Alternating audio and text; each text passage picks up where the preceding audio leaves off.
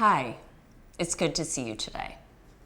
What I'm going to talk about today is the longer-term course of borderline personality disorder. What I know about this really comes from research that has followed the naturalistic longitudinal course of those diagnosed with BPD. What that means is that people have been diagnosed and then followed over 10 or more years' time. From this very valuable research, we know some important things.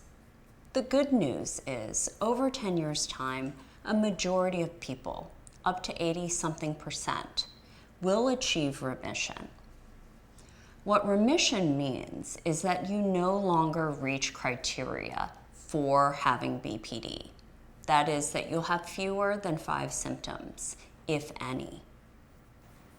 When we've looked at this in research, we've learned that when people start with 6 or 7 symptoms, they can end up with 1 or 2. And the most common one that remains is the tendency to feel depressed and anxious when alone. Some people have called BPD, therefore, a problem of tolerating loneliness.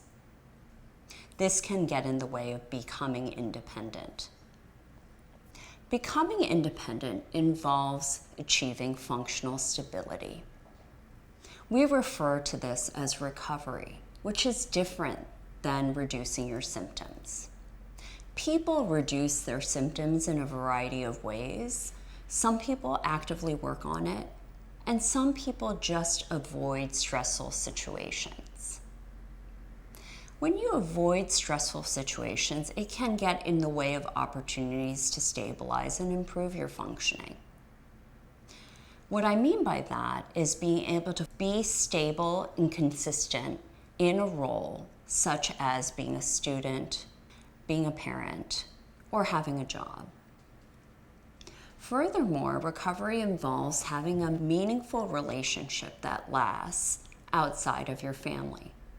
That is a relationship where you feel like you can rely on and stay connected to that other person, and they can feel the same for you. Unlike remission, recovery is less common. I would estimate about half of people who have BPD will achieve a sustained recovery. And even when they do, they might lose it.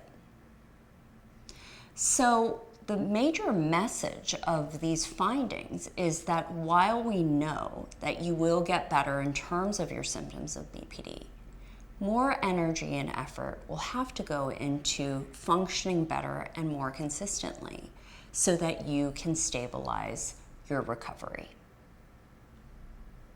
I'm glad you are here to listen to this conversation about your longer-term course with BPD. I hope this news gives you a sense of what you can expect on your horizon as you go forward with this diagnosis. The good news is you can get better. Most people do in terms of their symptoms. But the other lesson is that if you work at improving your functioning so you can be more stable and reliable, the likelihood of your staying well in your recovery is greater.